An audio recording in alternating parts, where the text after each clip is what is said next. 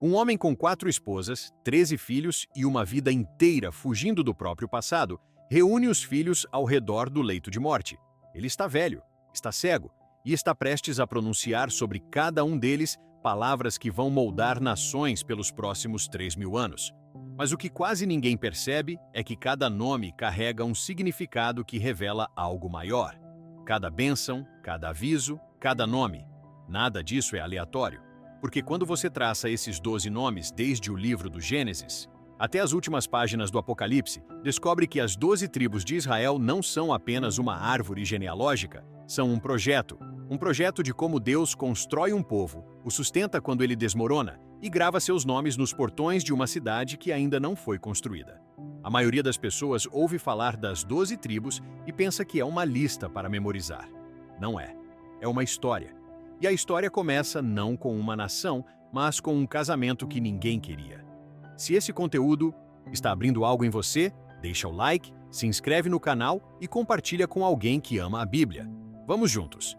Jacó, o homem cuja família se tornaria a nação de Israel, tinha 2 esposas. E a primeira, Lia, não era sua escolha.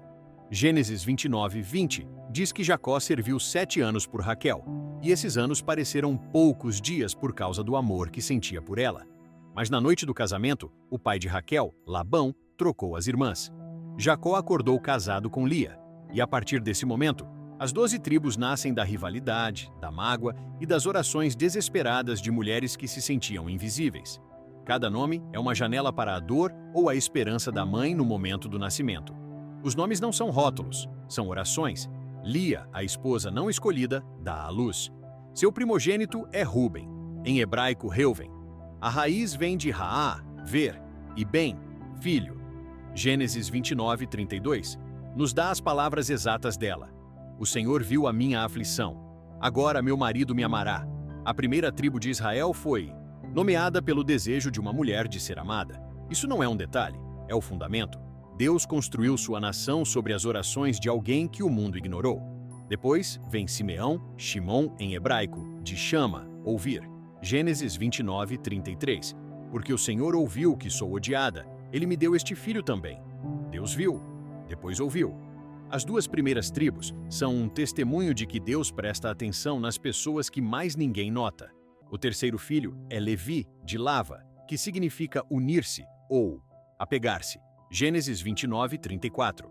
Desta vez, meu marido se apegará a mim porque lhe dei 3 filhos. Lia ainda buscava o amor de Jacó. Mas a ironia é impressionante. Os descendentes de Levi não se apegaram a nenhum homem, se apegaram a Deus. A tribo de Levi se tornou a tribo sacerdotal, os que serviam no tabernáculo, os que carregavam a arca, os que ficavam entre Deus e o povo. Lia queria apego a um marido. Deus transformou esse anseio em apego a si mesmo. E então vem Judá, Yehuda em hebraico, Diada, que significa louvar. Gênesis 29:35. Desta vez, louvarei o Senhor. E o texto acrescenta, então ela parou de dar à luz. Algo mudou. Os 3 primeiros nomes falam de dor. O quarto fala de louvor. E é de Judá, a tribo do louvor, que descende a linhagem real. O rei Davi veio de Judá. E o Apocalipse 5:5 chama Jesus de o leão da tribo de Judá, a raiz de Davi. O Messias veio do momento em que uma mulher rejeitada parou de pedir amor e começou a dar graças. Pare um instante e olhe para o que acabou de acontecer. 4 filhos, todos nascidos da mesma mulher, todos nascidos da mesma ferida, a ferida de não ser amada. E os nomes, lidos em sequência, contam uma história própria. Deus me vê, Deus me ouve. Deus se apega a mim. Vou louvar a Deus. Não é uma lista de nomes de bebês. É uma jornada da rejeição ao culto em 4 passos. E é o fundamento de toda a nação de Israel. Antes de haver exércitos, antes de haver fronteiras, antes de haver um templo, havia uma mulher que ninguém escolheu e um Deus que a escolheu. A segunda onda começa com os filhos das servas. A próxima leva de filhos vem das servas. Raquel, incapaz de conceber, dá sua serva Bila a Jacó. Bila dá à luz Dan. Dan vem da raiz hebraica din, que significa julgar. Gênesis 30:6. Deus me julgou com justiça, e também ouviu a minha voz, e me deu um filho. Sua tribo produziria mais tarde Sansão, um dos juízes mais famosos da história de Israel, conforme registrado em Juízes 13 a 16. Mas a profecia de Jacó sobre Dan, em Gênesis 49, é perturbadora. Dan será como uma serpente no caminho, que morde os calcanhares do cavalo. A tribo chamada Justiça se tornaria uma das primeiras a abraçar a idolatria. Séculos depois, quando o reino se dividiu, o rei Jeroboão colocou um dos seus bezerros de ouro na cidade de Dan. A tribo chamada Juiz recusou ser julgada. Após Dan, vem Naftali, de Patal, lutar ou prevalecer. Gênesis 38. Com grandes lutas lutei com minha irmã e venci. Naftali nasce da rivalidade. Mas na história posterior de Israel, essa tribo se estabelece na região norte da Galileia. E isso importa porque Isaías 9, 1 e 2 profetiza a terra de Zebulon e a terra de Naftali. O povo que andava em trevas viu uma grande luz. Mateus 4, 13 a 16 aplica essa profecia diretamente a Jesus, iniciando o seu ministério público na Galileia, no território de Naftali. A tribo nascida de uma luta se tornou a região onde a luz do mundo apareceu publicamente pela primeira vez. Agora, entra Zilpa, serva de Lia. Seu primeiro filho é Gade. Gade significa fortuna, ou um grupo avança. Gênesis 30, 11. A tribo de Gade se estabeleceu a leste do Rio Jordão e ficou conhecida por produzir guerreiros formidáveis. 1 Crônicas 12, 8 os descreve. Homens poderosos, treinados para a batalha, cujos rostos eram como rostos de leões e que eram ágeis como gazelas nas montanhas. Nome curto, reputação enorme. O segundo filho de Zilpa é Azer. Azer vem de Achar, que significa feliz ou abençoado. Gênesis 30, 13. Sou feliz, pois as filhas me chamarão bem-aventurada. A profecia de Jacó sobre Azer, em Gênesis 49, diz que o pão de Azer seria rico e produziria delícias reais. O território de Azer, no norte de Israel, era de fato conhecido pelo solo fértil e pelos olivais. E séculos depois, uma mulher dessa tribo aparece no Novo Testamento. Lucas 2, 36 a 38 menciona Ana, profetisa, filha de Fanuel, da tribo de Azer, que tinha cerca de 84 anos e nunca se afastava do templo, servindo a Deus com jejuns e orações noite e dia. Ela passou a vida inteira esperando o Messias, e quando viu o menino Jesus, reconheceu-o. A tribo da felicidade produziu uma mulher cuja alegria finalmente se completou. Lia então dá à luz mais 2 filhos, Issacar, provavelmente de sacar, que significa recompensa ou salário. Gênesis 30, 18. Deus me deu a minha recompensa. A tribo de Issacar ficou conhecida por algo inesperado. 1 Crônicas 12, 32 os descreve como homens que entendiam os tempos e sabiam o que Israel devia fazer. A tribo chamada Recompensa ficou conhecida pela sabedoria e pelo discernimento. Depois de Issacar, vem Zebulon, de Zaval, que significa honrar ou habitar. Gênesis 30, 20. Agora meu marido habitará comigo, ainda esperando, ainda ansiando. E então, depois de 6 filhos, Lia dá à luz uma filha, Diná. Seu nome significa julgamento ou vindicação. Mas a história de Diná, em Gênesis 34, é uma das mais dolorosas de toda a Bíblia. Ela não é listada entre as tribos, mas sua presença na narrativa é um lembrete de que essa história familiar inclui trauma, não apenas triunfo. Depois disso, chegamos a José, Benjamim e aos filhos da espera. E então, finalmente, Raquel concebe. Depois de anos de espera, anos vendo a irmã dar à luz filho após filho, Raquel dá à luz José. Yosef em hebraico, de Asaf, que significa que ele acrescente. Gênesis 30, 24. Que o Senhor me acrescente outro filho. José é o filho do anseio, o filho da longa. Espera, e sua vida vai espelhar exatamente esse tema. Vendido como escravo pelos próprios irmãos em Gênesis 37. Falsamente acusado em Gênesis 39. Preso e esquecido em Gênesis 40. E então, no tempo de Deus, elevado à segunda posição mais poderosa de todo o Egito, em Gênesis 41. A vida de José ocupa 14 capítulos do Gênesis, uma das narrativas mais detalhadas de toda a Bíblia. A bênção de Jacó sobre José em Gênesis 49, 22 a 26 é a mais longa de todas as 12. José é um ramo frutífero, junto a uma fonte, cujos galhos passam sobre o muro. Os arqueiros o atacaram amargamente, mas o seu arco permaneceu firme, e os seus braços foram fortalecidos pelas mãos do Deus poderoso de Jacó. Um galho tão produtivo que transborda os próprios limites. Essa imagem é um retrato do que Deus faz com a dor de pessoas fiéis. Os arqueiros atiraram nele, mas o seu arco aguentou. José não se torna uma tribo única. Antes de morrer em Gênesis 48, Jacó adota os 2 filhos de José, Efraim e Manassés, e dá a cada um o status de uma tribo completa. Efraim vem de Pará, ser frutífero. Manassés vem de Nashá, esquecer. Porque Gênesis 41:51 registra José dizendo: Deus fez com que eu me esquecesse de todo o meu sofrimento. Assim José recebe uma porção dupla por meio dos filhos. É por isso que às vezes a Bíblia lista 12 tribos sem José, mas com Efraim e Manassés, e outras vezes lista José sem os filhos.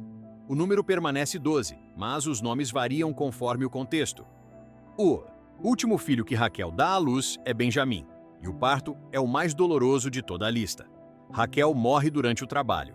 Gênesis 35:18. Enquanto sua alma se desprendia, pois ela morreu, chamou seu filho Benoni, que significa filho da minha tristeza. Mas seu pai o chamou Benjamim, filho da minha mão direita. Um nome pronunciado com o último fôlego, outro pronunciado com fé. A mesma criança, 2 identidades. E Jacó escolheu a que fala de vida. A profecia de Jacó sobre Benjamim em Gênesis 49 é feroz. Benjamim é um lobo que despedaça. A tribo de Benjamim produziria o primeiro rei de Israel, Saul, mencionado em 1 Samuel 9. E no Novo Testamento, o apóstolo Paulo escreve em Filipenses 3:5, que é da tribo de Benjamim, hebreu dos hebreus. O filho da tristeza se tornou o filho da mão direita. E de sua linhagem veio um homem que passou de perseguidor da igreja a escritor de uma parcela significativa do Novo Testamento. Estão todos aqui. E antes de avançarmos, leia os nomes juntos, porque quando você os alinha, eles soam quase como uma oração. Rúben, Deus me vê. Simeão, Deus me ouve. Levi, ele se aproxima de mim. Judá, vou louvá-lo. Dan, ele traz justiça. Naftali, através da minha luta. Gade, boa fortuna vem. Azer, sou abençoado. Issacar, há uma recompensa. Zebulon, ele habitará comigo. José, ele acrescentará mais. Benjamim, filho da minha mão direita. 12 nomes, 12 orações, 12 janelas para como Deus pega o material bruto do anseio humano e o molda em algo que sobrevive a impérios. Não são figuras mitológicas em um pergaminho. São os gritos de mulheres reais que se sentiam desamadas, ignoradas e invisíveis. E um Deus que respondeu a cada uma delas com um filho, cujo nome se tornou uma nação. E aqui é onde a história toma um rumo devastador. Após o reinado de Salomão, por volta de 930 a.C., o Reino Unido de Israel se divide em 2. 1 Reis 12 registra o momento. O filho de Salomão se recusa a aliviar os impostos, pesados impostos pelo pai. 10 das 12 tribos se rebelam e formam o Reino do Norte, que mantém o nome Israel. Apenas Judá e Benjamim permanecem leais à casa de Davi, formando o Reino do Sul, chamado Judá. A tribo de Levi, dispersa por toda a terra como sacerdotes, migrou em grande parte para o sul depois da divisão, já que o Reino do Norte estabeleceu seus próprios centros de culto não autorizados. O Reino do Norte, liderado inicialmente por Jeroboão da tribo de Efraim, imediatamente estabelece 2 bezerros de ouro como centros de adoração, um em Betés e um em Dan. 1 Reis 12, 28 e 29. A partir daí, o Reino do Norte mergulha na idolatria. E em 722 a.C., o Império Assírio conquista o Reino do Norte e deporta sua população. 2 Reis 17:6. Essas 10 tribos se dispersam pelo Império Assírio e se tornam o que a história chama de as 10 tribos perdidas de Israel. Não completamente perdidas como indivíduos, já que pessoas dessas tribos continuaram a se identificar ao longo da narrativa bíblica. Ana, a profetisa da tribo de Asser, é um exemplo. Mas como tribos organizadas e detentoras de território, desapareceram do mapa político.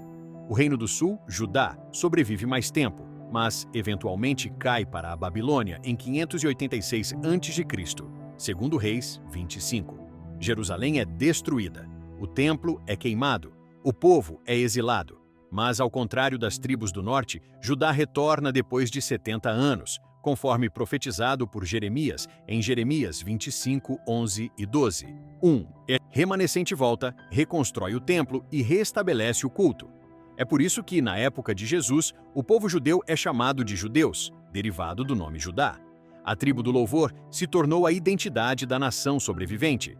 Mas as 12 tribos não desaparecem da história bíblica. Elas ressurgem em alguns dos momentos mais importantes das Escrituras. Um dos mais vívidos está escondido na veste do sumo sacerdote. Êxodo 28, 15 a 21 descreve o peitoral usado pelo sumo sacerdote quando entrava na presença de Deus. Era chamado de Roshem, o peitoral do juízo. Nele estavam 12 pedras preciosas dispostas em 4 fileiras de 3, e cada pedra estava gravada com o nome de uma das 12 tribos. Toda vez que o sumo sacerdote entrava no tabernáculo, ele carregava a nação inteira sobre o peito, não nas costas como um fardo, no coração, perto dos seus batimentos. 12 pedras diferentes, 12 cores diferentes, 12 nomes diferentes, todos juntos em uma única veste, todos levados diante de Deus por um único sacerdote. Essa imagem ecoa para frente no Novo Testamento.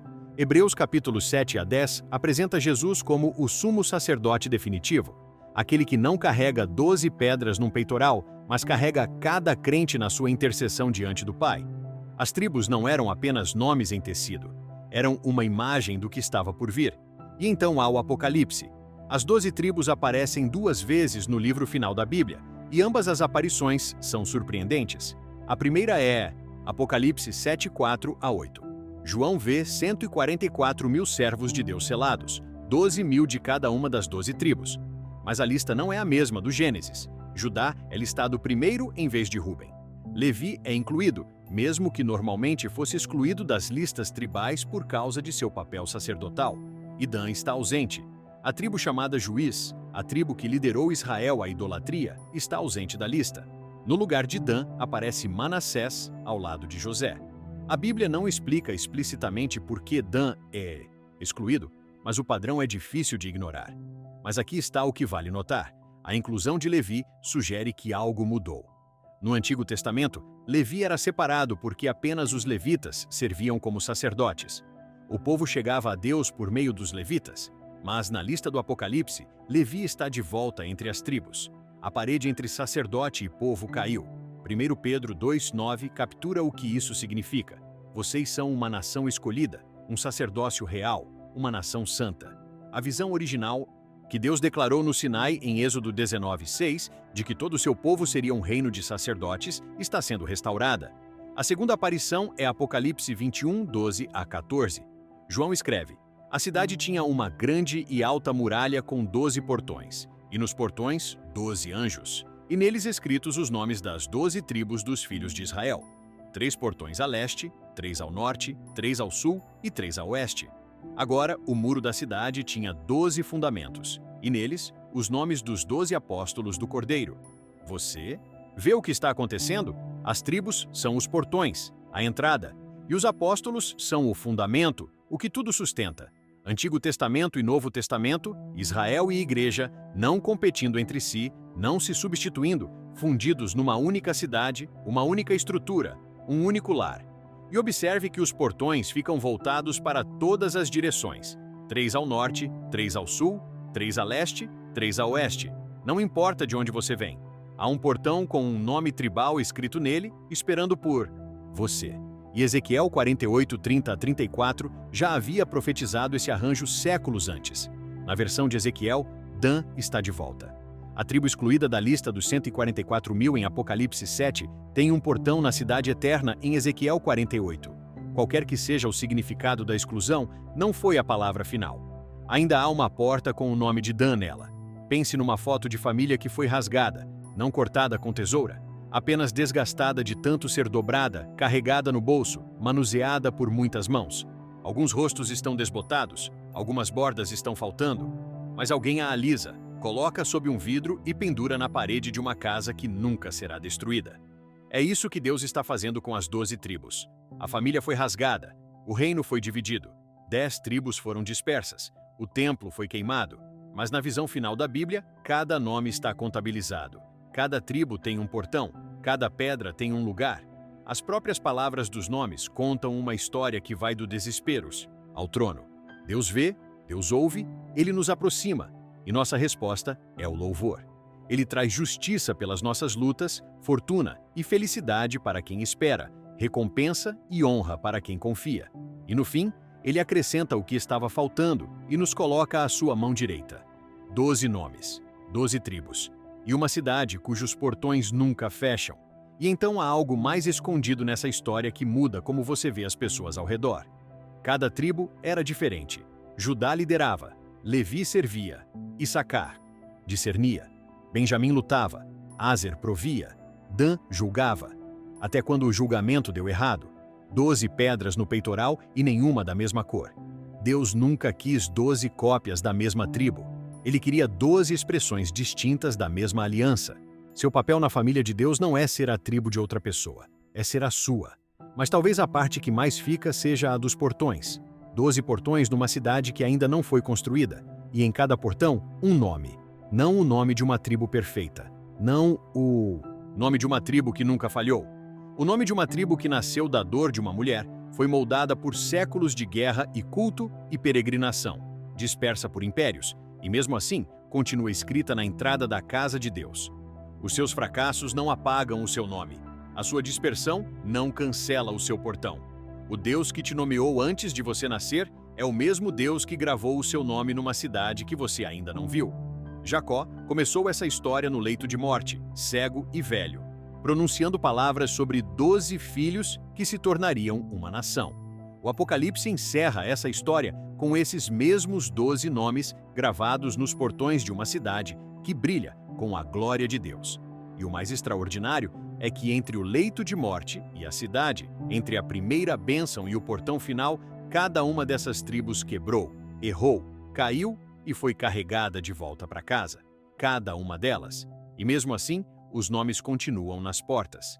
Se esse conteúdo abriu algo em você, ajuda-as esse conhecimento a chegar a mais pessoas. Deixa o like, se inscreve no canal e compartilha com alguém que precisa ver as tribos dessa forma.